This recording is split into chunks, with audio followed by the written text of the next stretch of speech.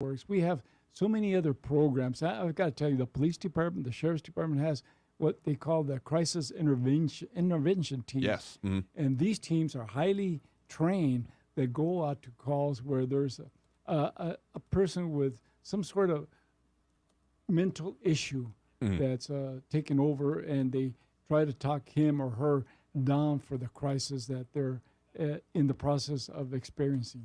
Yeah, we've talked previously with Emergence Health Network, which is a part of the piloting of that program of basically partnering a mental health professional with a officer that has also received additional mental health intervention training, so that it is certainly an armed response, but also a response towards the idea of de-escalation and dealing with whatever that crisis situation may be, in which force may not be the most appropriate application happening. No, that's exactly, you nailed it, de-escalating the situation.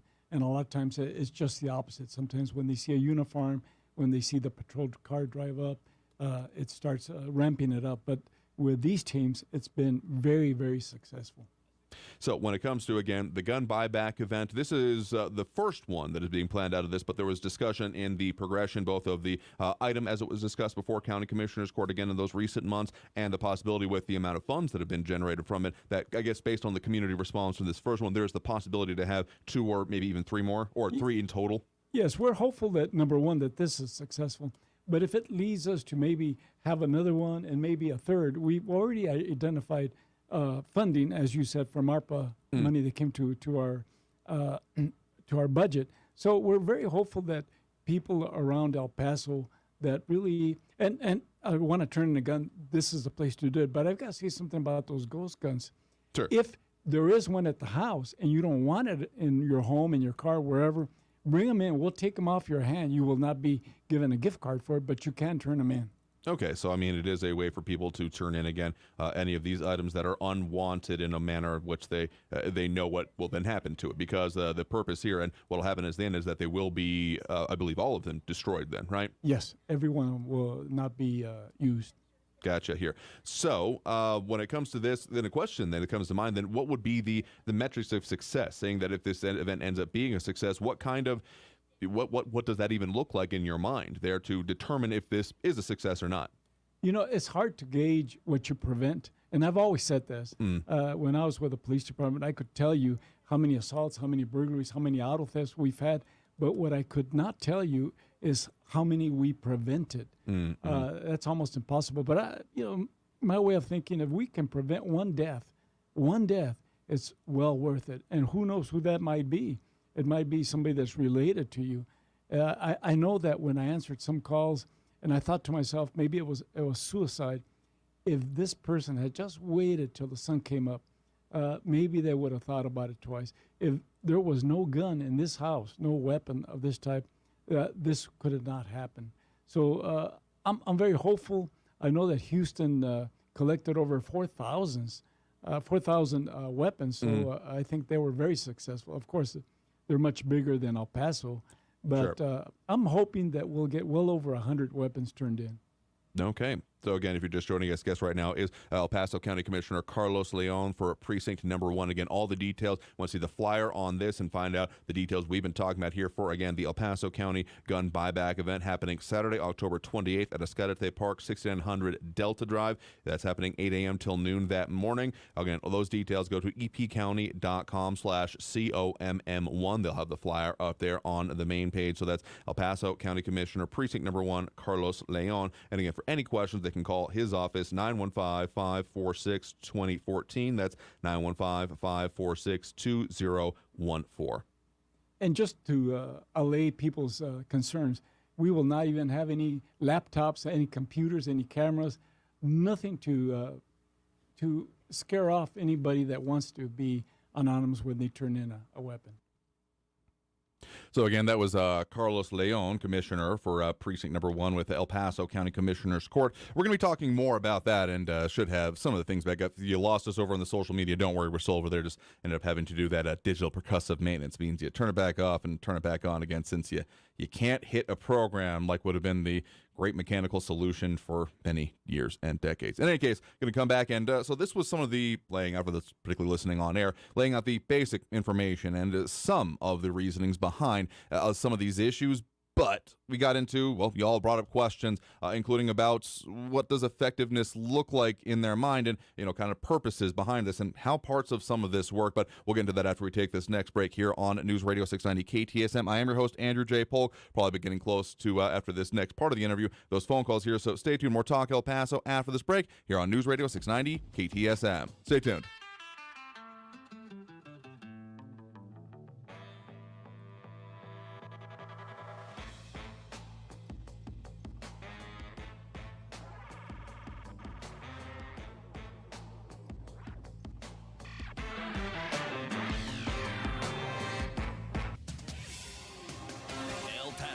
News Radio 690 KTSM. Hello, everyone. This is Robert Olguin with your KFOX 14 News Update. The El Paso man accused of causing a fiery crash that left 3 people dead, including a child, had been drinking and had cocaine in his possession. That's according to the arrest report from El Paso police. 21-year-old Carlos Alejandro Martinez has been charged with 3 counts of murder. That crash happened Saturday on Zaragoza and Americas. According to police, Martinez refused to pull over for a traffic stop, then eventually crashed his Nissan SUV into a Mazda. The victims inside the Mazda were a 31-year-old woman and her 2 passengers, a 27-year-old woman and an 8-year-old girl. A 68-year-old man accused of shooting and killing his neighbor during a dispute in the Lower Valley has been charged with murder. Mario Velázquez Lechuga was arrested last Friday at the scene of the shooting in the 7600 block of Parral. According to police, Lechuga had a history of problems with his 62-year-old neighbor, James Burton, who was pronounced dead at a local hospital. This has been your KFOX 14 News Update. I'm Robert Olguin. Traffic all day. News Radio 690.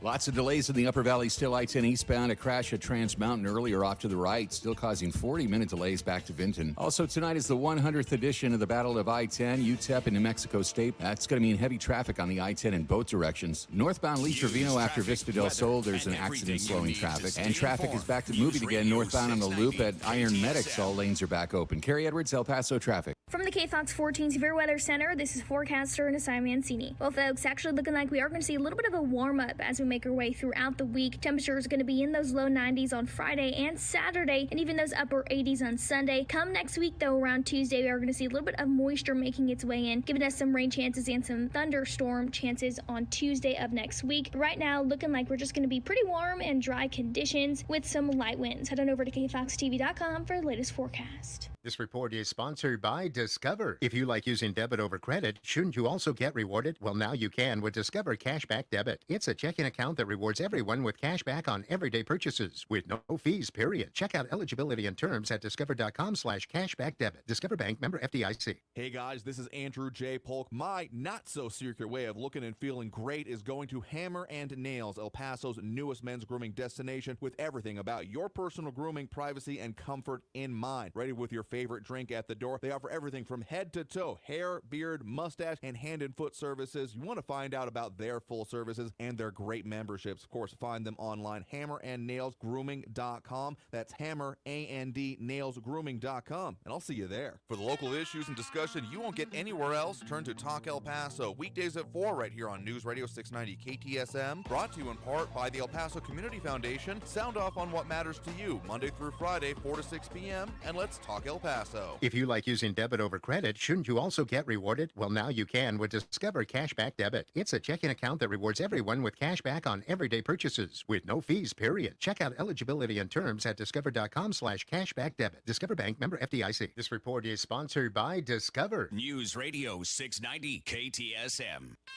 Live from the KTSM AM 690 studios, it's Talk El Paso with Andrew J. Polk. To be a part of the show, call 915-544-KTSM or follow on Facebook at facebook.com/Talk El Paso. Now here's your host, Andrew J. Polk.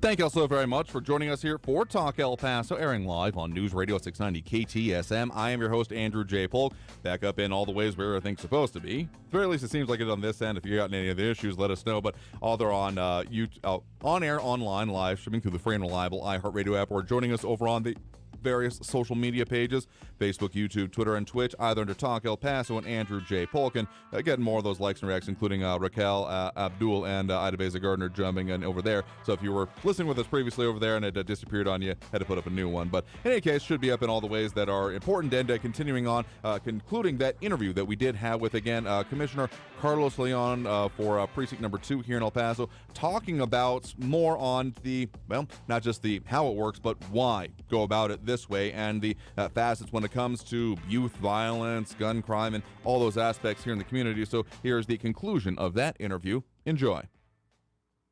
Joining me here again, we have El Paso County Commissioner Carlos Leon for precinct number 1. Thanks for sticking around with us here. Oh, thank you.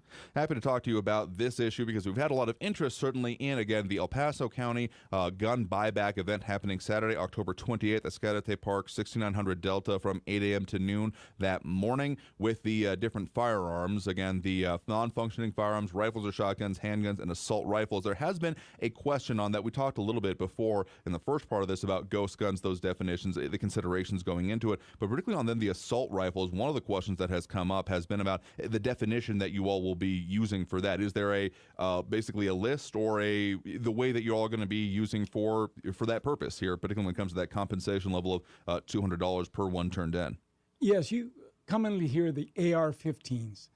You always hear that, but if they have around 223 is one of the rounds that fits the caliber. in the caliber on the officer. If you don't know what the caliber is, bring them in, and the person that's unloading your car will let you know, yeah, this is an assault type rifle, and this is what we're going to pay you for that. And it can be 1, 2, 3.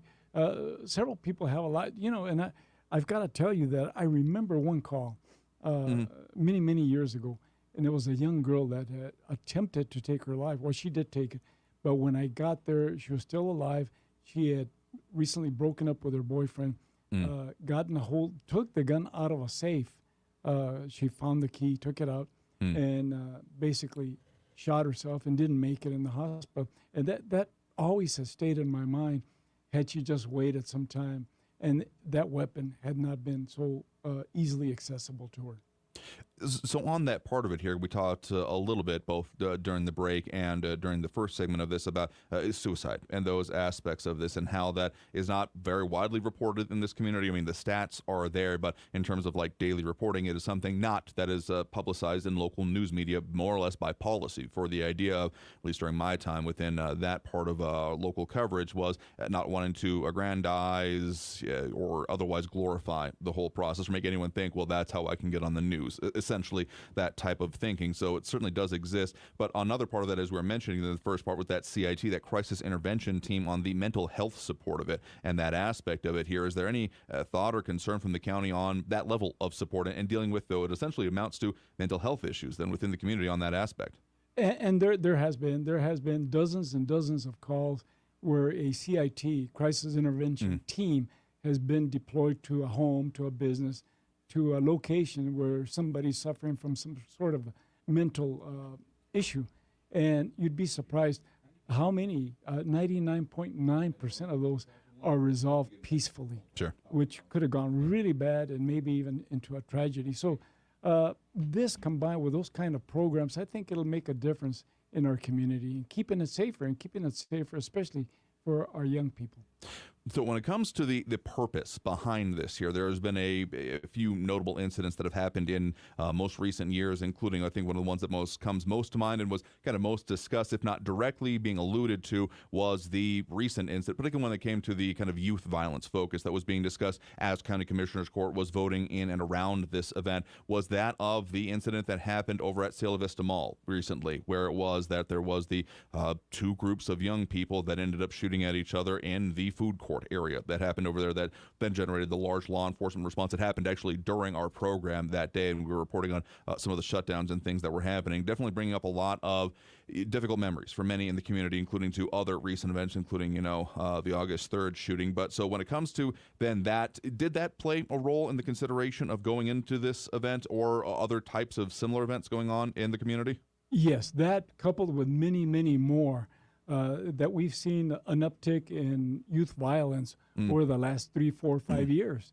And in having my conversation with the county attorney's office with Joanne Bernal, They've also furnished us with some numbers, and they have helped us put this together. Matter of fact, when Jackie Butler went to Houston, one of the county attorneys also went with her to make sure that everything is done correctly. Our auditor's office is going to be with us as we give out those gift cards to make sure that the people that should be getting them are getting them. Gotcha. So, and again, if you're just joining us, guest right now is Carlos Leon, El Paso County Commissioner for Precinct Number 1. Again, the details on this buyback or get in contact with their office. Again, epcounty.com/COMM1 is the website. They'll have the flyer for this El Paso County Presents Gun Buyback event posted over there, or give them a call at 915-546-2014.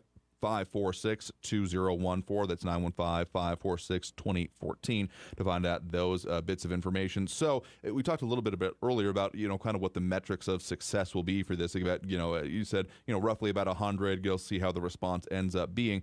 There have been some response that we've heard from our listeners about if this will have an effect, or if this will be more of like we're doing something, and so more on essentially the feel-good side of things. So when it comes to those kind of concerns people have of if this is the right way to be directed, those kind of funds, those kind of resources, and this level of attention, what do you have to say in kind of in response to those kind of concerns? I think so. If you look at what Houston did, where they recovered over 4,000 weapons, and you've got to know that out of all those many weapons, some of them will get into the wrong hands.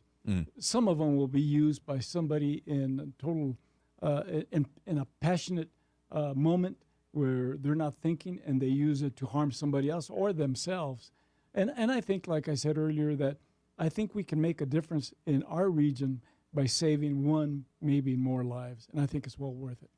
Another aspect then is particularly on the no questions asked part of this, at least some of the, I guess it's kind of like, pre-armchair quarterbacking, it does feel like a little bit, but the idea that if this, any of the firearms had been used in the commission of a crime as being used a way to therefore get rid of them, since no questions are asked, no details are taken about who turned them in, anything along those lines, is there any level of concern, or what would you say to someone kind of putting that concern forward? Well, that's a good question. Matter of fact, that's why we included the DA's office, the county attorney's office, our sheriff's department, because of the possibility of, hey, I use this in the commission of a crime, I'm going to get rid of it. But there's steps that law enforcement will take before the destruction of that gun. Okay. But that gun will never be connected to that person that dropped it off. Okay, so it's important things to note there. There have, of course, been other things that have happened in the community around here, and even other incidents. We've talked previously on this program about the so-called mansion parties that have happened, in which there has been a large amount of concern about either injury or just danger to youth in our community, among other things. Primarily the sheriff's office, as they've been happening kind of out in the outskirts of the county, has been one of the major agencies involved with that one. But there have been other such operations, including it was back in August as well of this year, from our news partners at KFOX 14, their article title, 112 people arrested during El Paso Police's violent crime suppression task force operation, in which was being credited with specifically a 30% drop in violent crime and non-domestic violent crime as part of this. So at least, and among other things, the interim chief of police at that point, now the permanent chief of police, after his hiring with Chief Peter Pasilla, saying, quote, "We are not going to allow criminal behavior to go unchecked in the city of El Paso." That has come up as a point of this is active enforcement, active of dealing with issues and trying to crack down on these issues, and as maybe being a more relevant or more worthy part of this endeavor here. What do you have, again, when it comes down to the idea of being more effective as opposed to having any kind of, well, it looks better than it might be, what do you have to say to people who juxtapose this kind of action with those type of operations and, the funding and resources that go into them and the decisions that go into the background of it? Yes, there's many facets to having a safe city. And this gun buyback is just a fraction, just a small facet. And I've got to tell you, you mentioned some of these youth parties. Sure. And sometimes they have it out in the desert. There's some locations that invite them to have them. And some young people will rent a hotel room, a motel room, and have these. And if you've seen in the news, we've had some tragedies occur because alcohol and guns and youth do not mix. They really don't. And I think we're rated at about number 4 safest city in the U.S. currently. And this is one of the reasons that we care. We have a great population here in El Paso, but we have to keep trying. innovative of what we can do to make this even a safer place.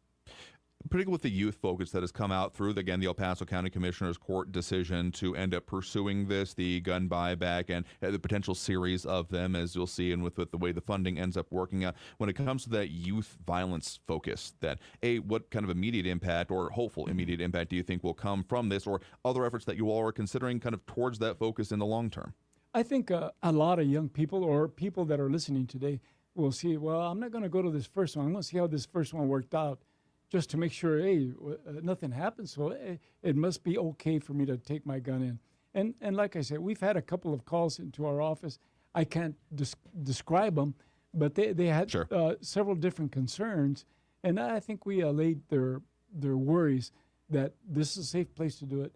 We're not going to keep those guns. And I do want to make a correction. If we find a stolen gun, then the owner of that gun will be notified. Okay. Number one, do you want it back? Here it is.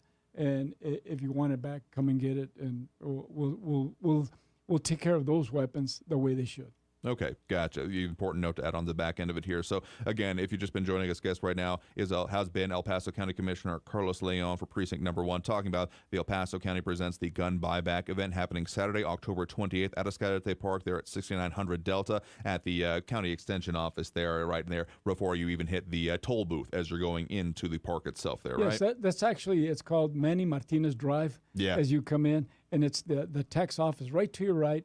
And you'll see the cones will be set up and signage where you can drive in. They take it out of your car. You'll be paid with gift cards, and you can leave. Absolutely. I had cause to go over there recently for a vehicle registration for the station here, so familiar with the area. So, again, 8 a.m. to noon that morning. Again, any more information about the details, about how it works, and any other questions you may have, again, 2 places to visit. One, of course, being the website for El Paso County Commissioner Precinct Number 1, being epcounty.com/COMM1 for El Paso County Commissioner Precinct Number 1, Carlos Leon's office, or, again, give their office a call at 915-546-2014. That's 915-546-2014. So, Commissioner Leon, thank you very much for taking the time to come speak with us about this, the details, the way it'll work, and some of the discussion around it here today. And thank you for having me. And let me just clarify something. That this is not just a Carlos Leon initiative. Oh, certainly. This is the entire county of El Paso, all the commissioners, the judge. We had a unanimous vote to move this forward. So I'm very happy, and hopefully I know it's going to be successful, and we will have other locations in other precincts in the future if this is successful. Understandable. Thank you for that clarification. Again, thank you for speaking with us here today. Thank you. And so with that, we're going to have to take that next break for the top of the hour right now, but we will go ahead and open up those phone lines as we normally would have, but hey, rolling with the punches here today. So if you want to get on that line, add your 2 cents that way, and I guess we'll get more to the comments as well. That number to do so is 915-544-5876, 915-544-KTSM. Back after this break with more Talk El Paso here on News Radio 690 KTSM. Stay tuned.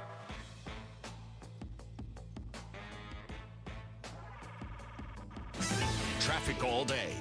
News Radio 690. I-10 eastbound coming to the valley, still a lot of stop-and-go traffic. 45-minute delays from Vinton down to Trans Mountain because of an earlier crash that's now off to the right at Trans Mountain. Northbound Lee Trevino, north of Vista del Sol, there's an accident at the La Quinta. Earlier crash westbound Montana at Joe Battle is off to the right. And lanes are back open on the loop northbound in the East Valley at Iron Medics. Carrie Edwards, El Paso traffic. This report is sponsored by Blindster.com. Hi, I'm Kyle at Blindster.com. At Blindster, we offer over 50 different custom window treatments, including faux wood blinds and shutters, all at prices less than retail. Plus, we'll send you free samples before you buy. Don't hire an expensive pro. Do it yourself and save big at Blindster.com. Protection for all, peace of mind for you. For over 40 years, Mazer Security Alarms has proudly served El Paso with superior service and protection. Locally owned and operated, Mazer Security Alarms created Super Switch technology to prevent false alarms and keep your business and family safe. You can afford the best. For your free quote or to upgrade your existing system, call Mazer Security Alarms at 915-590-0033. That's 915-590-0033. Mazer Security Alarms. We can all do our part to stay safe on Texas roads. Always cross the street at intersections and crosswalks and wait for the walk signal. Stay alert and remember, it's safest to look left, right, left before you cross. News on Be the safe. hour Walk and smart. a half. A message Traffic from and Texas. weather all day. News Radio 690 is KTSM AM El Paso, an iHeart radio station. NBC News Radio, I'm Brian Shook. President Biden is set to address the nation tomorrow from the Oval Office. A statement from Press Secretary Karine Jean-Pierre released Wednesday says that Biden will discuss the U.S. response to the Hamas attacks against Israel in a primetime speech at 8 p.m. Eastern. Biden is once again saying he believes the Gaza hospital was bombed by Hamas. Our Defense Department says it's highly unlikely that it was Israelis, but if a different footprint. While at Ramstein Air Base in Germany on his way back from Israel, Biden said he's seen the evidence and added it wouldn't be the first time that Hamas launched something that did not function. U.S. Capitol Police say about 300 Jewish activists supporting Palestinians have been arrested at the U.S. Capitol. The arrest took place inside the Capitol Rotunda and around the Capitol complex. Police say 3 have been charged with assaulting a police officer. The House won't hold any more votes for Speaker today. This after Ohio Congressman Jim Jordan fell short of the 217 votes needed to be elected for the second time in 2 days. The House is planning to hold another vote tomorrow. A court staffer is facing charges after approaching former President Trump during his New York City fraud trial. Natalie Migliori reports. Officials say the employee stood up in the Manhattan courtroom where Trump was sitting with his 2 sons and top executives and walked towards them. Reports indicate she had yelled out to Trump that she wanted to help him. Court officers stopped the staffer before she got too close, and she was later removed from the courtroom. The worker, who has not been identified, is charged with second-degree contempt of court and has been placed on administrative leave while the investigation plays out. A state court spokesperson says no one was in danger and the trial continued on. I'm Natalie Migliori. You're listening to the latest from NBC News Radio. The cost of health insurance is going up. The Kaiser Family Foundation released its annual Employer Health Benefits Survey earlier today, and the average cost for a family health insurance plan offered through an employer rose 7% this year. The report says it's the highest rate increase in a decade, and that higher prices are likely in the coming weeks when employers start enrollment for 2024 insurance plans. Officials in Brooklyn, New York are issuing a warning about vials found in a park that may contain fentanyl. Sarah Lee Kessler has the details. They're tiny canisters made of red plastic that have turned up on the central lawn, the playground, and other areas. Fort Greene Park officials are concerned they may contain fentanyl. They're being tested for the deadly drug, but in the meantime, they've sent out photos and messages via email and social media warning park goers to be careful. It was just last month that a 1-year-old Bronx boy died after being exposed to trace amounts of fentanyl at a home-based daycare that was a front for a drug operation. Today's National Day could be the best one ever. Bree Tennis has the details. Today is National Chocolate Cupcake Day, celebrating the sweet small cake with a dollop of frosting. We call them cupcakes. In the UK, they're called fairy cakes, but they are American, dating back to 1796. And the only way to observe the day is to eat one. I'm Bree Tennis. A new chili pepper has broken the Guinness World Record for world's hottest. Pepper X, created by South Carolinian Ed Curry, registers at just under 2.7 million Scoville units, the measurement scale for spicy heat. That's nearly 3 times hotter than the previous record holder, the Carolina Reaper, also created by Curry. Curry says eating a Pepper X is not an enjoyable experience. Brian Shook, NBC News Radio. Now, your chance to win $1,000. Enter this nationwide keyword on our website. Win.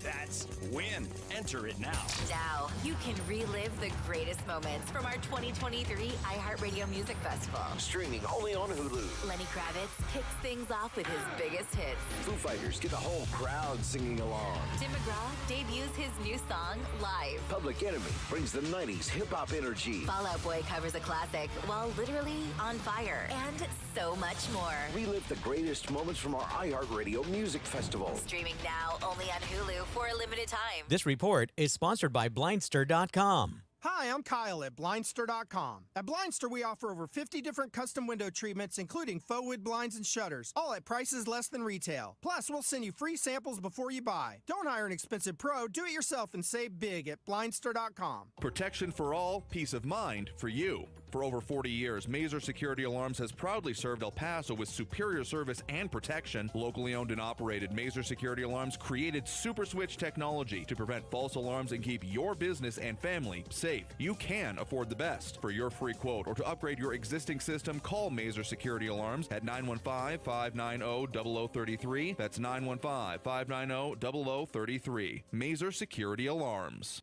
Cold weather will be here soon. Get your chimney and air duct system cleaned by Southwest Chimney. You'll breathe better, your system will be more efficient, and you will enjoy the warmth of the fire.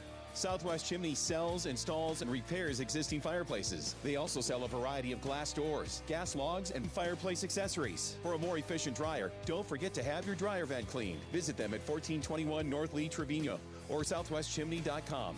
That's southwestchimney.com. Mention radio and get 5% off on any service. Is your old car really scary? Does it smell dreadful? And run awful? Wake up! El Paso, the nightmare is over. Ivan Ochoa, General Manager of Sunland Park Chrysler Dodge Jeep Ram Fiat. We'll take your scary old trade, even if you owe thousands more than what it's worth. So you can upgrade to a new or certified pre-owned vehicle for less. Plus, during Ram Power Days, get 0% APR for 72 months on 2023 Ram 1500 Lone Star Bighorn Crew Cab trucks. 2023 Jeep Gladiator trucks and Jeep Grand Cherokee take 10% off MSRP and $3,500 off MSRP on 2023 Dodge Charger and Challenger. Worried that your credit will make your car buying scary? Sunland Park Chrysler, Dodge, Jeep, Ram, Fiat has partnered with even more lenders that will push to approve your credit, even if your credit is less than perfect. Save thousands in only minutes at Sunland Park Chrysler, Dodge, Jeep, Ram, Fiat, where buying a car is fun. At I-10 at Sunland Park Drive or online at sunlandparkdodge.com. $13.89 per thousand finance includes factory rebate and dealer discount plus TTNL on select vehicles with approved credit. Offers not combined. As the #1 audio company, iHeartMedia gives marketers access to all. For a local El Paso business like yours, we have every audience, live conversations, trusted influencers, and partnerships with top brands, plus the insights and data you need to make decisions and grow. iHeart is not just a media company. iHeartMedia is your access company. If you're a business owner, manager, or marketer in El Paso, we have the answers you're looking for. Go to iHeartAdvertising.com. FMI Machinery buys forklifts. Have a forklift that you are not using or want to sell? FMI Machinery is interested in buying forklifts now. No matter the size or condition, give them a call at 915-328-5347. Big or small, new, used, even out of service, FMI Machinery buys forklifts. Give them a call, 915-238-5347. FMI Machinery can buy it as is and where it is. Call for more information, 915-238-5347.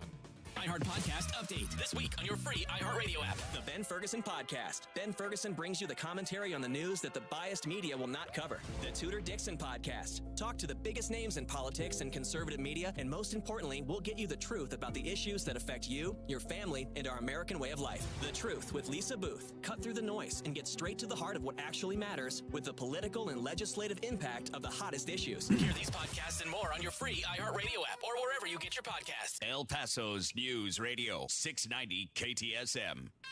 Live from the KTSM AM 690 studios, it's Talk El Paso with Andrew J. Polk. To be a part of the show, call 915-544-KTSM or follow on Facebook at facebook.com/Talk El Paso. Now here's your host, Andrew J. Polk.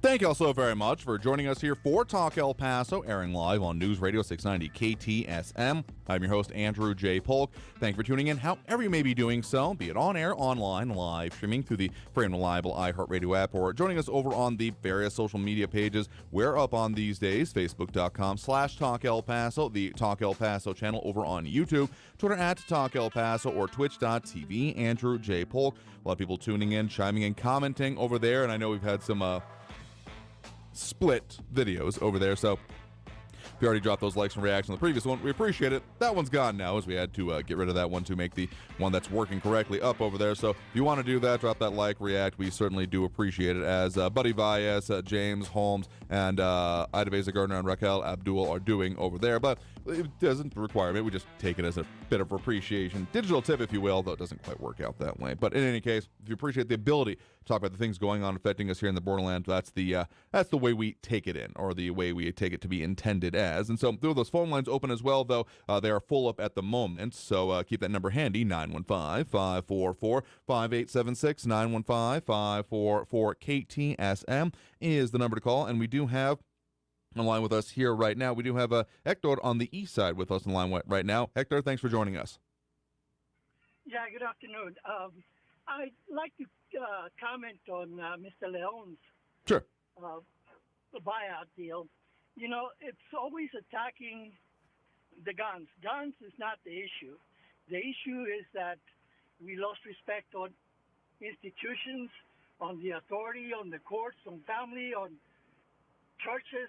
We lost all that, okay? Okay. Now, he appeals to the case that lady that killed herself. But I've seen girls or boys hanging themselves, jumping over bridges, poisoning themselves.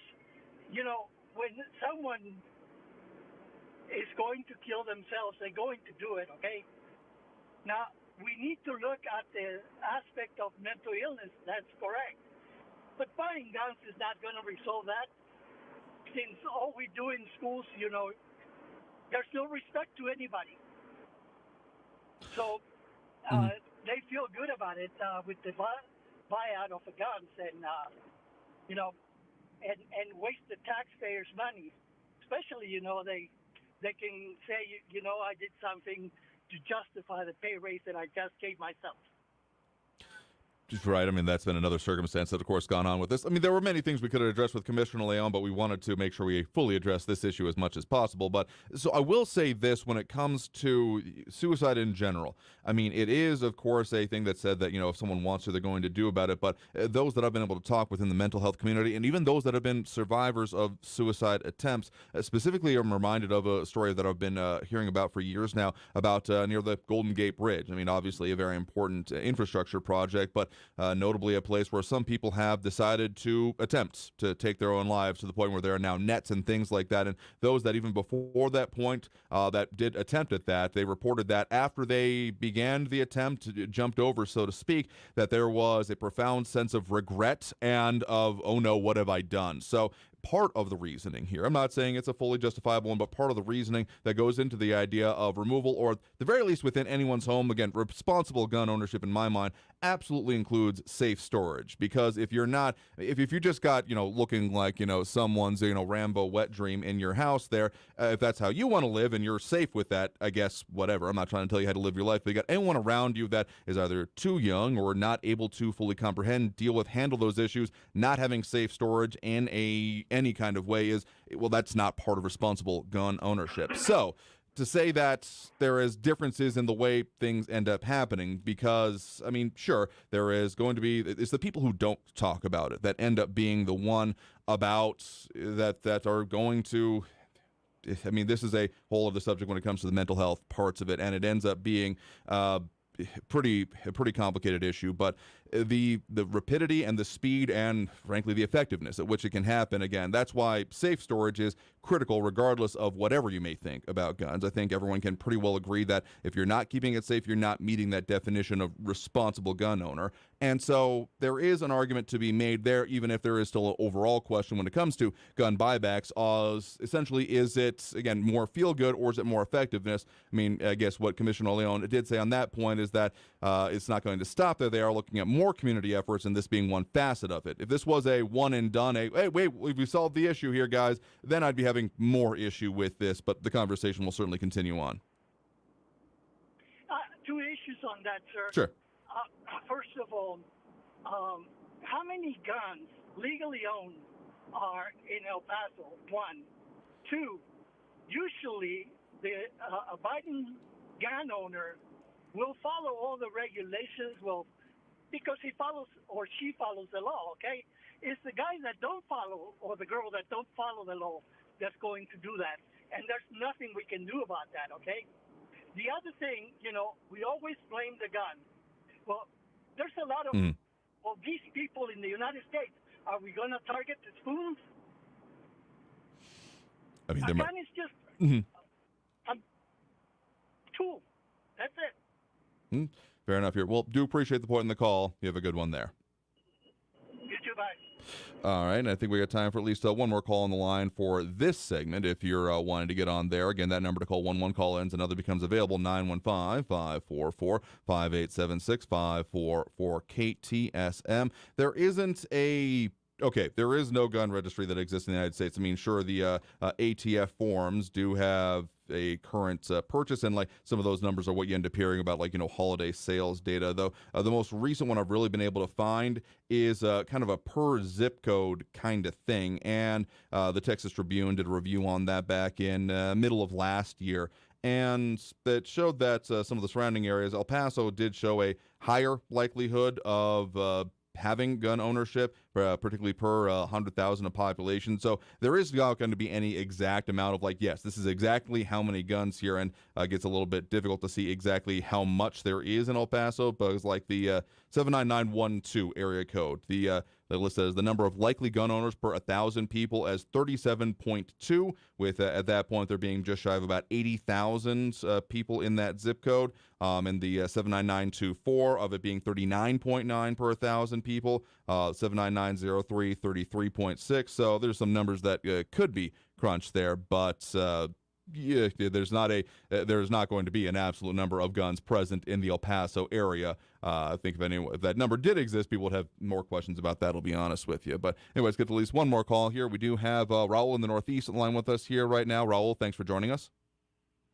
Hey, Andrew, on local political candidates and issues, Mm-hmm. the day that Jacqueline Martinez was on your show, leading up to the EPISD Board of Education race, Marco for mayor said some outlandish things that I'd like to paraphrase, unpack, and debunk in light of the fact that he wants to be the mayor of El Paso. Now, Marco for mayor said, these books are grooming children. Right now, things are peaceful, Andrew, but that can end, Eric. Now, that sounds threatening to me. Marco, let us know what school libraries these grooming books were discovered, and include the titles of the books, their authors, and a short description of what the books are about. And then Marco said, look at what happened in Los Angeles. It turned violent, and right now we are on the cusp. I promise you this. In 3 or 4 months, if the economy takes a dump, Christians and Catholics will look for anyone to put their fingers on for what happened. And they will look at teachers because they are teaching nothing to our kids but degeneracy. Now, I guess Marco doesn't know that the largest employers in El Paso are the school districts, and probably one of the largest workforces in El Paso are teachers. And I guess in Trump land, teachers are responsible for the economy's performance. I wonder when was the last time Marco was in a classroom. I wonder if he has ever had kids in El Paso public schools. I'd like him to answer those questions next time he calls. Marco, you should consider running for the school board seat before running for mayor. Or have you ever been or perhaps you've been a community activist for years, but no one ever heard of you. You know, Marco is mouthing manure, mendacities like his messiah, and traitorous moron and criminal defendant Trump. Marco, public schools are teaching kids the 3 R's and much more. Most of it dictated by the Texas Education Agency and Texas Republican legislature. Marco then went on to say, and then you will have gang members, Christians, Catholics, who are not going to just protest, they are going to storm the building because they are sick and tired of elites telling them what to do and how to act. Man, that sounds like some crazy manure for Marco for mayor. Sounds like Marco is predicting and justifying with lies violence on teachers from Christians and Catholic gang members. Hey, Marco, public schools are governed by locally elected school board members, most of whom are or have been parents, and run by administrators and teachers, most of whom are also parents. Most are good people, and they only want what's best for the kids. Now Republicans have been waging a war against public education and teachers, blaming schools for society's problems for years now. Parents who are actively involved in their kids' education are key to their kids' academic success and success in life. And kids don't pick their parents. It's just the lottery of life in capitalist USA, and it's plutocrats who own the best politicians money can buy, especially in the Republican Party. And sadly, there are lots of kids from broken homes with missing or irresponsible dads, and sometimes bad moms, living in the poorest zip codes in America, where single moms and minorities are disproportionately represented. America's poor and working class. The 60% of Americans in the America Trump did not make great, who cannot come up with $1,000 in an emergency without borrowing the money or having to sell something. Back when Trump was running for president the first time, he said the American dream was dead. So my question is, what is the Republican Party doing to solve American problems? They can't even elect a leader and a speaker of the House for the first time in U.S. history, with all kinds of pressing problems facing the country, to include two allies at war and passing a budget. I mean, yeah, the national circumstances, and we have addressed those to an extent as it comes down to, not exactly local, statewide is the closest I'll bring this right now, with the at least three Texas Republican congresspersons still part of the increasing amounts and not going for Jim Jordan there. I think it was like 20 the first time, now 22. So, but we're getting firmly into Friday territory with that, and I don't think I'm not noticing the punches getting in on the rest of it here in the meantime here, particularly on your favorite politician, Donald J. Trump, I do know. But let's put it this way. When we're talking about the local issues here, I mean, we have seen in other areas outside of it here, but in school boards, I mean, there was national reporting going on of people being, protesting at school board meetings, or sometimes getting in scuffles or even getting violent with it. I'm never going to condone that, because anytime you have to resort to violence to deal with things, you have basically, among other things, ceded the argument. And I get that frustration happens, but it's not the way that this works. If all we're going to say is I can beat you up, if it comes down to my dad is bigger than your dad kind of logic when it comes to policy decisions, this isn't how this works. And arguably that's kind of what's happening at the national level of these, not going to call it political violence, but of the complete inability to do an adult job, at least at the moment. But in any case, when it comes down to dealing with school boards, I mean, people have voiced their concerns, though I will also say that, what was the voter turnout in that election? I want to say 6% comes to mind. I'll have to look that up during the break here. So I have issues with anyone saying, oh man, these are huge issues, and then can't be bothered to find their way into a ballot box. Now, I'm not assuming that anyone listening to this program is within that particular subset of the population being vocal complaining about it and then not doing anything about it, but let's just say I hope not, because if you're not actually voting and you're the one out there complaining, you know the way I feel about this, anyone who's listened to this show for even a gosh dang minute. But in any case, when it comes to school boards and being concerned about them, I mean, we've had people saying that, hey, I want to get involved in school boards or be a part of it here, and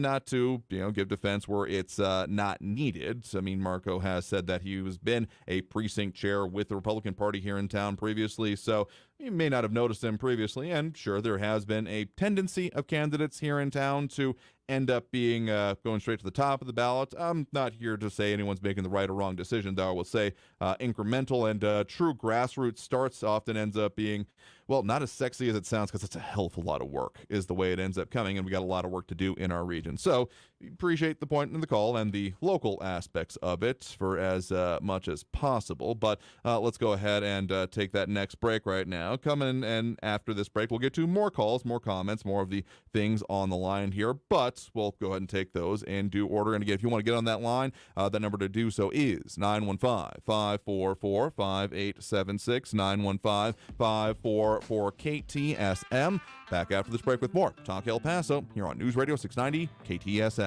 Stay tuned.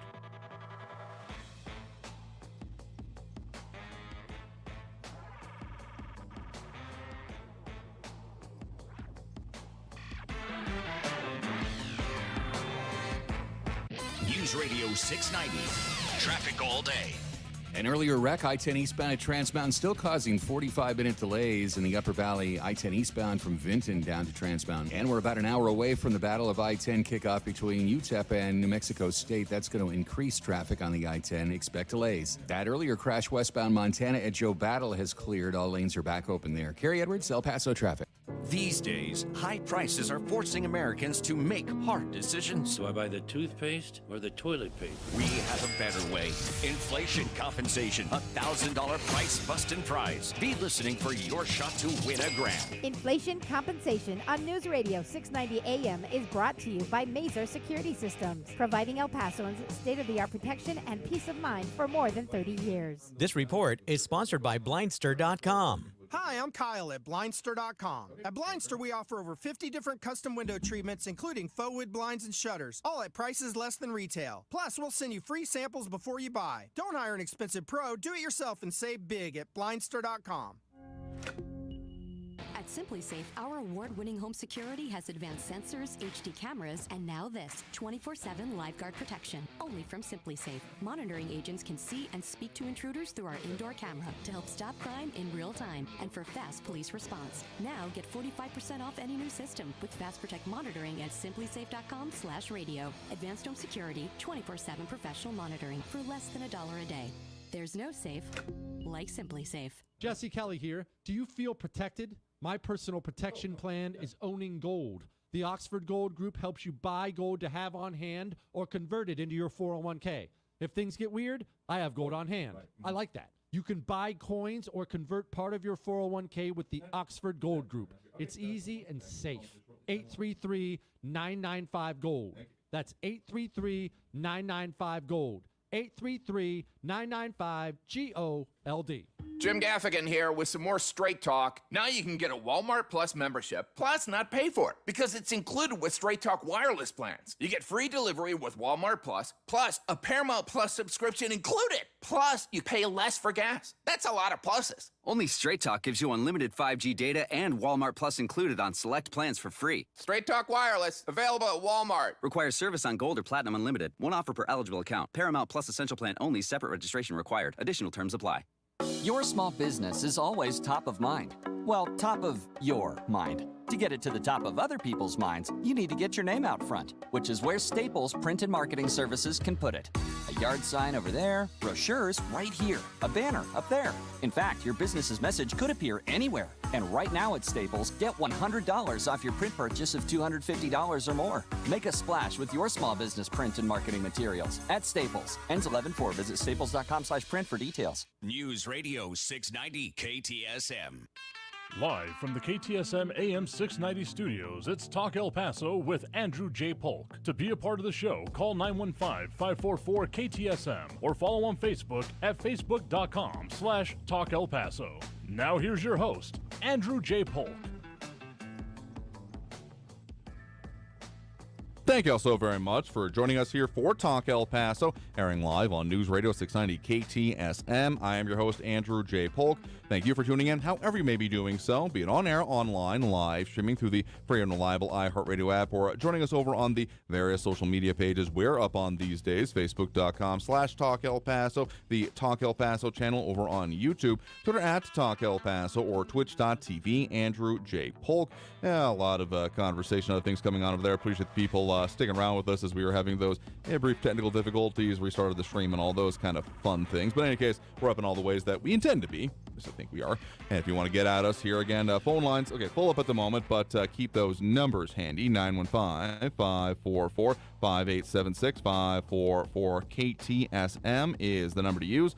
And, of course, we got a lot of more other comments coming in, including commentary about some other commenters and some discussion about the usefulness or not of gun buyback programs overall. Again, that was one of the questions we wanted to ask of Commissioner Leon about kind of what is the metrics of success. And so looking about 100 for this initial one, there are 2 or 3 total, so 1 or 2 more in addition to this series possible with the funding levels that have been requested so far or have been approved so far. So we will end up seeing, but, well, we will see how this one works. Again, that one happening on the 28th of this month. But let's get back to those phone lines here right now. We do have on the line with us at the moment, we have Gordon in San Antonio on the line with us here right now. Gordon, thanks for joining us. Hi, Andrew. Yeah, I just want to make a comment about the gun buyback program. Sure.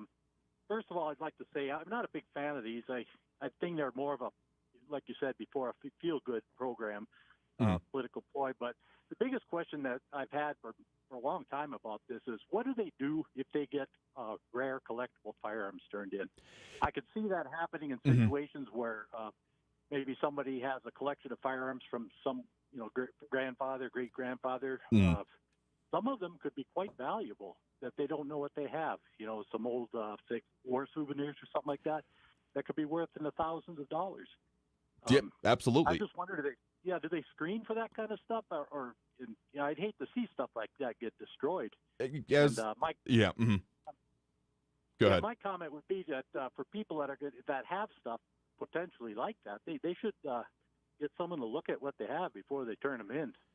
It's worth a lot more than just a gift certificate. Wholeheartedly agree with you there. So actually one of the points that, so a couple of quick answers for you here. I mean, based on what Commissioner Leon said, is that they will be doing some screening of them, and if there is any their intimation of commission of a crime being involved with it, or of it being a stolen weapon, if it was reported as such, serial numbers provided, that kind of a thing, they will then work to track down the owners. But otherwise, if there is no other implications with the firearms, I mean, what the deal is that they will all be destroyed. So to my knowledge, at least the way this one is going to be working out was not referenced as any other part of it. They will all be destroyed. Now, it's interesting enough that as much as I was kind of unsatisfied with the answer of what is assault rifle for this circumstance, it seems like it's going towards the idea of the original one of it, the intermediate caliber and of a removable magazine, of which it's interesting enough I'm aware of in previous incidents, previous areas, previous gun buyback events where someone actually turned into the original assault rifle, the Sturmgewehr 44 STG 44, which is kind of where that definition still comes from. Of course, there's also the select fireable part of it that goes into that, but one was turned in at a gun buyback, and the story I've read that percolates online in any case is that in that circumstance, the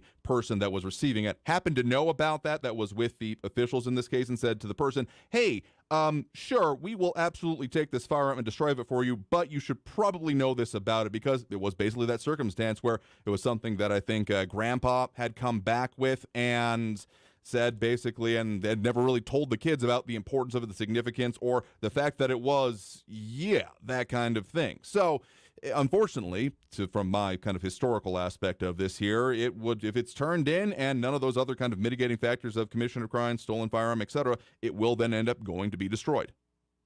Yeah, that's too bad. Like the weapon you just mentioned, that thing would be worth in the thousands of dollars. But I know there's a program, the CMP, for example, like the civilian marksmanship program, selling government firearms, for decades. And there's a lot of stuff there that's people might have, that are old, very valuable. It would be such a shame to see that stuff destroyed, because they don't make them anymore. They could be worth a lot of money. Yeah, absolutely. That's what I say. People really need to, before they do something like that, get it checked out, see what they have, before they do it.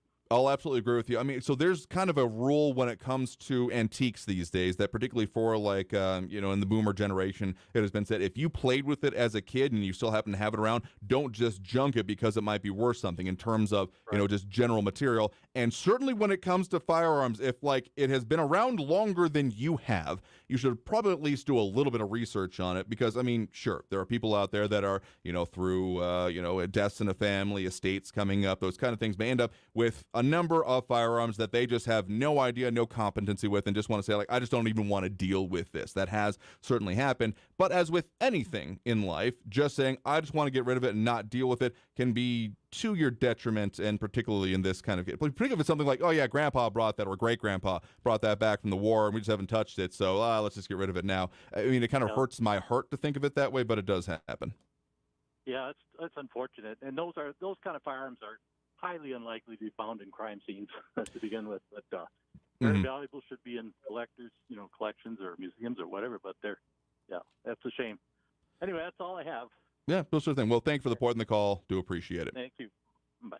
All right. And, I mean, credit where it's due. Buddy Vi is saying that that definition I just put forth is my assumption of what they're going to be using for it, since it wasn't totally well defined here about being the intermediate caliber and magazine removable. I mean, that was a fair supposition, but if they were going on the assault weapons ban language of it, it was then also based on features, because I'll be very interested to see what comes out of this and what is actually going to be put into place as part of it. But, I mean, we were having a discussion on it. Didn't say you were totally wrong there, buddy, but that was another possibility of what they're going to use, but since the caliber was the main mention that Commissioner Leon put forth, it seems like, based on that information, it might be going more towards that. But in any case, let's take that next break right now. We got more calls in the line. If you want to get on that line, okay, it just filled up, but keep the number handy, 915-544-5876, 544-KTSM. Back after this break with more Talk El Paso here on News Radio 690 KTSM. Stay tuned.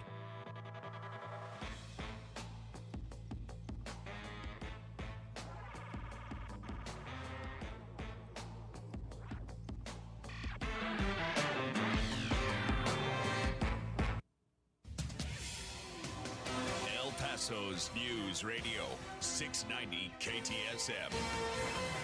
Hello, everyone. This is Robert Olguin with your KFOX 14 News Update. The El Paso man accused of causing a fiery crash that left 3 people dead, including a child, had been drinking and had cocaine in his possession. That's according to the arrest report from El Paso police. 21-year-old Carlos Alejandro Martinez has been charged with 3 counts of murder. That crash happened Saturday on Zaragoza and Americas. According to police, Martinez refused to pull over for a traffic stop, then eventually crashed his Nissan SUV into a Mazda. The victims inside the Mazda were a 31-year-old woman and her 2 passengers, a 27-year-old woman and an 8-year-old girl. A 68-year-old man accused of shooting and killing his neighbor during a dispute in the Lower Valley has been charged with murder. Mario Velázquez Lechuga was arrested last Friday at the scene of the shooting in the 7600 block of Parral. According to police, Lechuga had a history of problems with his 62-year-old neighbor, James Burton, who was pronounced dead at a local hospital. This has been your KFOX 14 News Update. I'm Robert Olguin. Traffic all day. News Radio 690. Traffic's really stacked up in the Upper Valley, I-10 eastbound from Trans Mountain all the way back to Anthony with a 55-minute delay. Also, the Vinton on-ramp eastbound of the I-10 is blocked due to heavy congestion. I-10 westbound between Red up to past Trans Mountain's a 5-minute delay. Expect delays in the Upper Valley on both sides of the I-10 with the UTEP New Mexico State game coming up this afternoon. Carrie Edwards, El Paso traffic. From the KFOX 14 Severe Weather Center, this is forecaster Nasai Mancini. Well, folks, actually looking like we are going to see a little bit of a warm-up as we make our way throughout the week. Temperatures are going to be in those low 90s on Friday and Saturday, and even those upper 80s on Sunday. Come next week, though, around Tuesday, we are going to see a little bit of moisture making its way in, giving us some rain chances and some thunderstorm chances on Tuesday of next week. But right now, looking like we're just going to be pretty warm and dry conditions with some light winds. Head on over to kfoxtv.com for the latest forecast. This report is sponsored by Lowe's. Get the appliances you need right away at Lowe's. Explore the largest assortment of brands you trust in-store or online at the best values. Plus, take advantage of their everyday financing offers. Lowe's knows home improvement, subject to credit approval. Is your old car really scary? Does it smell dreadful? And run awful? Wake up! El Paso, the nightmare is over. Ivan Ochoa, General Manager of Sunland Park Chrysler Dodge Jeep Ram Fiat. We'll take your scary old trade, even if you owe thousands more than what it's worth. So you can upgrade to a new or certified pre-owned vehicle for less. Plus, during Ram Power Days, get 0% APR for 72 months on 2023 Ram 1500 Lone Star Bighorn Crew Cab trucks. 2023 Jeep Gladiator trucks and Jeep Grand Cherokee take 10% off MSRP and $3,500 off MSRP on 2023 Dodge Charger and Challenger. Worried that your credit will make your car buying scary? Sunland Park Chrysler, Dodge, Jeep, Ram, Fiat has partnered with even more lenders that will push to approve your credit, even if your credit is less than perfect. Save thousands in only minutes at Sunland Park Chrysler, Dodge, Jeep, Ram, Fiat, where buying a car is fun.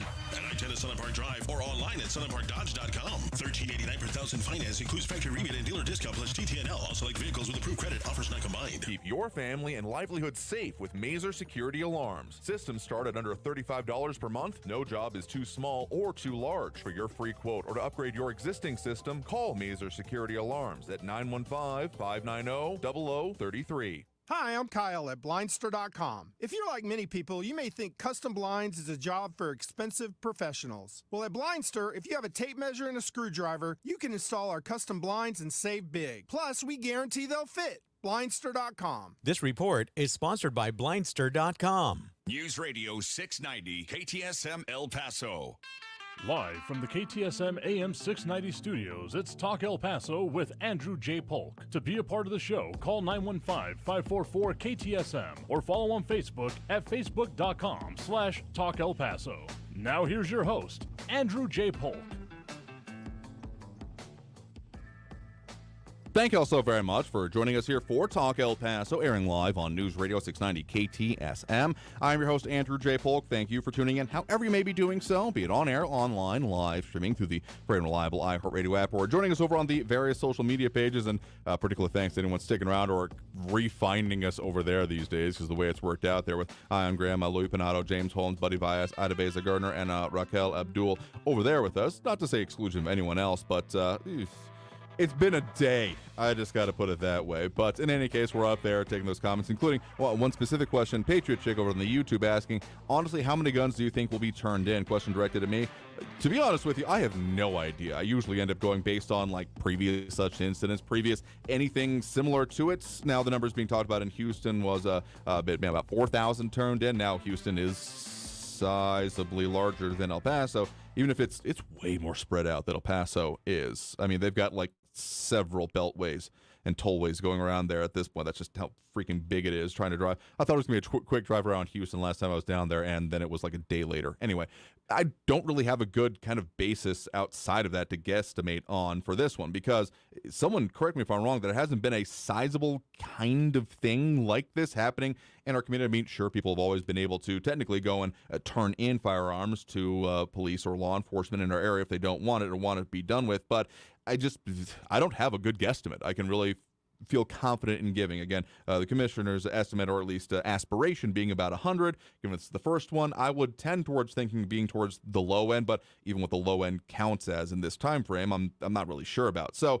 your guess is as good as mine, I guess, is what I'm getting at in this whole conversation, but we'll see. Patriot J calling for maybe 10, maybe more than that. Okay, I'd say, if we're doing an over-under there, I'd say over 10, but I'm still dubious about 100. But I don't know. Could be a whole lot more than that. People just got a whole bunch of, rusting Saturday night specials that they don't know what to do with.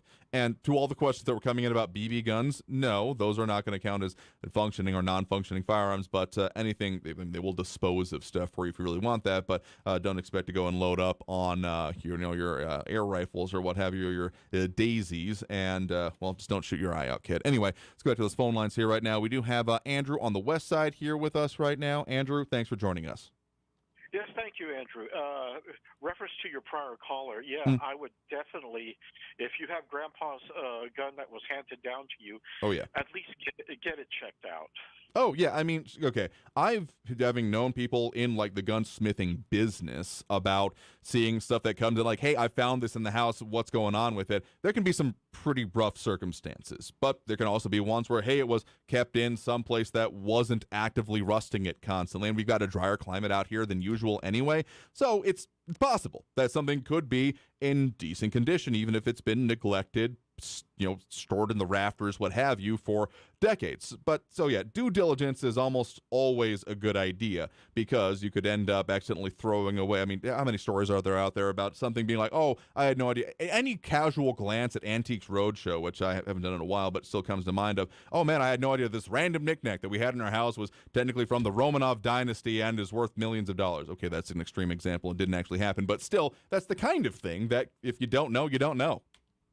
Well, to tell you the truth, even parts, Andrew, I found myself just the other day having to spend $56 just on to replace a hammer on a old Colt that I have. But to give people an idea, Rock Island auctions back in 2017. Of course, there was only 500 of these 1911s made by Singer during the Second World War. Oh, right, yeah. Price realized at auction, $414,000. Yeah, because Singer, the otherwise sewing machine manufacturer, right? Yes, that's the one. Yes. One of the other things, did I hear the commissioner say the person turning in the firearm would not be connected to anything? Yeah, basically that whoever turns it in, they won't even have like cameras or laptops out and available. They will basically verify it and provide the gift cards, and that'll be it. And that anything looking into the firearm will happen then later on, is basically my paraphrasing of what he said. Well, I hope I'm not reading it incorrectly or interpreting it correctly, but it sounds to me like an invitation to a violation of 3709, tampering or fabricating physical evidence. You know, if a gun's used in a crime and I want to get rid of it fast, that's a perfect way to dump it.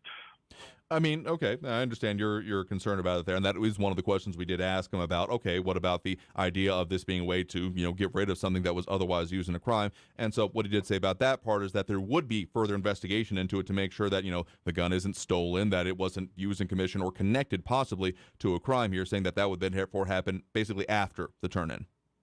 Yes, but did he say that the person turning it in would not be connected? He did say that as well, yes. Okay, that's the key issue right there. That concerns me. Now, number three, Kay, he referenced to assault rifles, .223 caliber specifically, correct? Yes, that is the specific reference he made, and kind of why I'm feeling a little bit unsatisfied about that definition. Me too. Well, just to let you know, and our listeners out there are several rifles that chamber .223, and they are not a so-called assault rifle.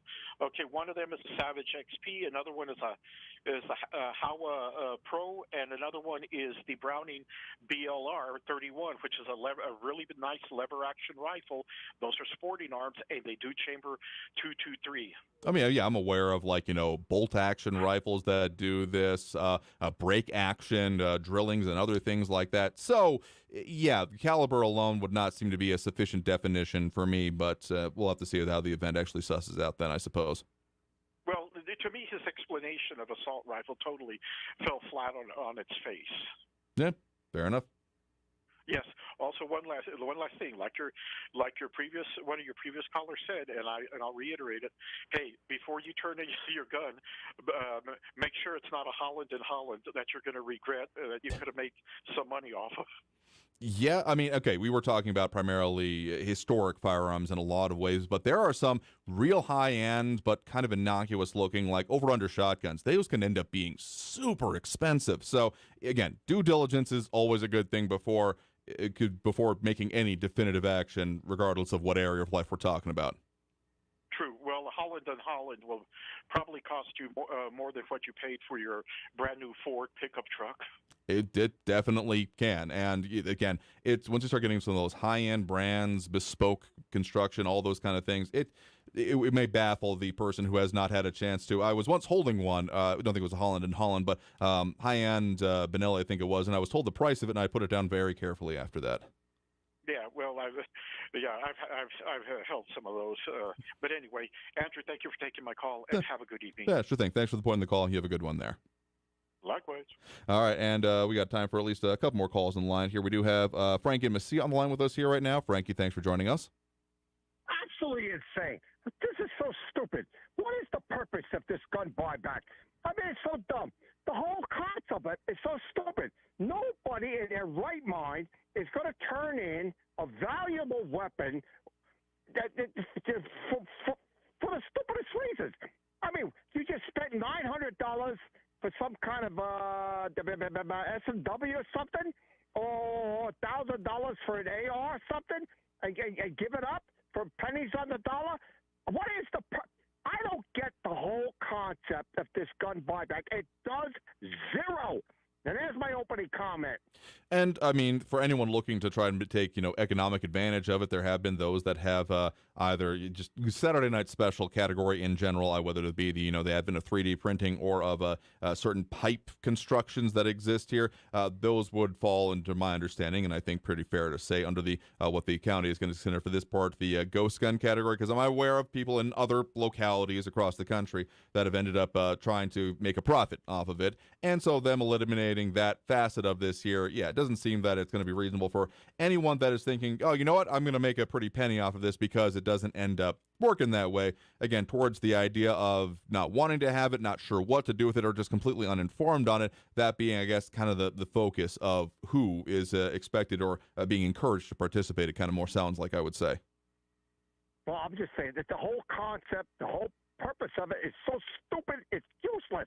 Now, that's my ending comment on that. But let me just say that. This is tidbit time, everybody. Tidbit time. Now, way back when, during the Roman Empire, their preferred method of execution was a crucifixion. And as you advance forward to where we are today, all Christians wear the cross. Now, let's just for purposes of thought process, let's say that the Romans decided they want to lose the electric chair. Does that mean that every Christian today has a little model of an electric chair hanging off their neck or a syringe? I asked that question to you, Andrew, and everybody else out there in the Southpaw Twitter. That is the tidbit point of today. What do you think of that? I mean, it's an interesting thought here because beyond just, the human shape of it, there is a sacred geometry that is also involved in the unpacking of a cube. When it comes to the crucifix, there has been, even even the early days of before even really the church there, before it became probably then be part of the Roman Empire, about, the fish symbol being more of an appropriate symbol for it. But, that's getting a little bit far afield here, but I do appreciate the concept and, of course, your point and your call here. You have a good one there. Okay, you take care, Andrew. I love my little tidbit comment. What do you think of it? Yeah, it's an interesting one. I'm sure we'll get someone talking there, but you have a good one there. You take care. All right, we got time for at least one more quick call on the line or call here. We do have Marco over in Central on the line with us here right now. Marco, thanks for joining us. Marco, you got you there? I think we may have lost Marco. Marco, we got 3 more seconds. I'll give you here. Marco, we think we can hear you, but you're not maybe on the phone. Hello? Hey, Marco, you there with us? Oh, yeah. I'm sorry. Give me a second there. Mm-hmm. We're in the process of working, so fair enough. I called you, but I'm sorry. I was getting ready to mop my floors. Okay. The person running for mayor in your city right there. But that's why I say I'm a blue-collar person running for mayor, because I understand the people. Hey, I want to say this out of my one of my favorite movies, and it's a Kurosawa movie. And if you have a samurai walking down the street, and he just killed all these samurais that were bad people, and they were wielding swords. So they got into a fight. But this old lady runs at the samurai who killed all these bad people, and she runs to him. Damn you, why? And the samurai grabs her, looks it dead in the eye, and says, bad people, bad swords. That should be a lesson to everybody. The weapon itself, the tool itself, is incapable of doing anything. It's the people behind the weapon. Another thing that I would like to make a comment on is the buyback's fine, but I honestly, I would ask Attorney Hicks to see the registry of every weapon coming out of there, because in my mind, that's a buyback for criminals. Why wouldn't I go turn in my gun? Boom, boom, boom, go kill somebody, go do robberies, go do mayhem, and then turn my gun in. This is just another Democrat scheme. And then I guarantee you, I want to find out where this organization takes that money and see where they fund things. Because I guarantee you they fund things that are no good. They probably return it back to bailing BLM members out so they can go cause more mayhem, or they're probably using that money to influence members in our Congress in Texas to have weaker policies for policing in cities. So honestly, people, if you're going to go turn in your guns, I've always said it, be responsible with your freedom. Because owning a tool that's a weapon, okay? I'm gonna say the quiet thing out loud, because that's what I like to do. The weapon, okay, the tool on your side, the rifle, it's not for hunting, okay? That's a stupid argument, and it's just dumb. You own a weapon as a citizen, because when things go south in the country, and they can go south, and you have an irresponsible government, which you do today, what would you do if all of a sudden here comes an army? Are you going to, and I'm not saying, hey, let's go out and have a revolution, but you have the right to defend yourself. Now, whether you do it or not, that's another conversation to be had. People will say we're in the middle of a quiet civil war, a color revolution. I don't know. This is my opinion. We've been toned down as a society. I don't think we would have the capacity or the testicular fortitude to go up against a government that oppresses you. This is why I'm like, I don't know why the shark's bumping you. They should just do full-out communism because nobody's going to stand up for. We're a bunch of cowards. You think what I do? Look, listen to what Raul said. And by the way, Raul, Eric, I'm not going to sit here and play the stupid game of you go look at everything I said on Andrew's show, and it's a lot. Help yourself, okay? Because there's a lot. And by the way, you and everybody else that's scared, I'm going to give you a bit of advice. The line starts about 10 miles down the road. Go get in line. Stay scared, okay? Because if me stating the obvious is scary to you, the liberal, the Democrat, you have a lot more problems than just words. You're a coward. And this is exactly why this society looks like. It's a representation of the people. That's all it is. There's a great saying, and it goes like this. You have weak people make hard men. Hard men make good times. Good times make weak people. Weak people make hard times. And the cycle goes on and on. And so right now I said it a couple of days ago, we're being governed by the biggest degenerate class of elites in our history. And Raul will sit here and defend it all. Oh, Marco said something about books and teachers. I never said anything about teachers, ever. What I stated was our teachers should refocus their emphasis instead of teaching children how to go have sex changes. They should teach them reading, writing, and arithmetic, STEM. Because guess what, guys? In my third grade class, and I'm going to date myself, I'm 49, I learned the skeletal structure. My teacher was Mrs. Terrazas, and she busted my ass until I got it. You don't have teachers like that anymore. You don't have to. You know what? When I used to go to school, they used to take the switch to your ass if you misbehaved. They don't do that anymore. They watch you sit there and become the biggest piece of garbage in the world because they're too afraid to tell you anything. And if you think anybody's disciplining you, no. The street is disciplining the teacher. Because when the teacher goes to tell you, hey, get off the phone, and you take the phone away from the crybaby knocks you out. How dare you, the teacher, go and say something to that kid? You're a racist. You can't do anything when you're living in the Lord of the Flies. When is society going to take hold of their future?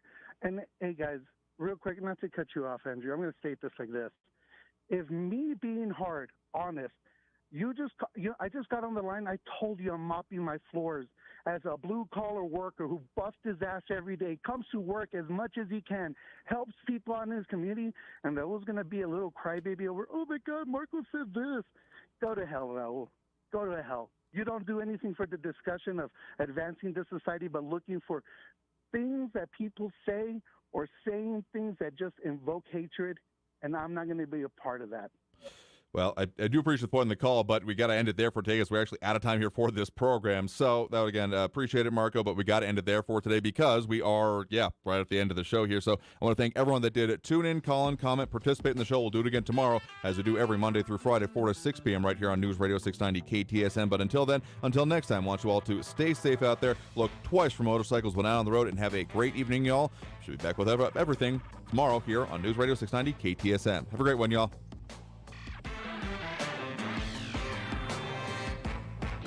Traffic all day. News Radio 690.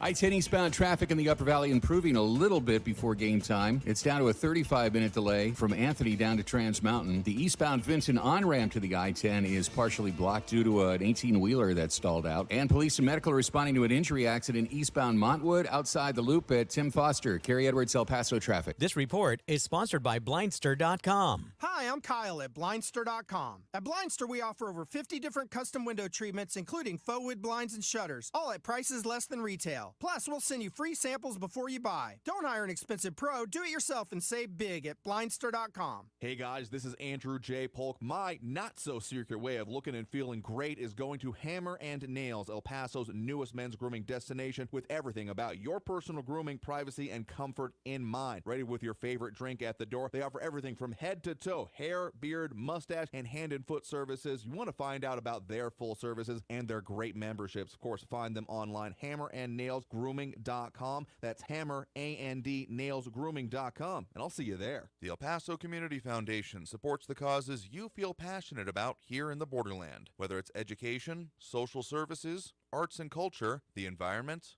health, or economic development. The El Paso Community Foundation has been promoting philanthropy and progress in our hometown region for more than 45 years. Make your mark with us. Start a fund today. For good, for El Paso, forever. Learn more at epcf.org. That's epcf.org.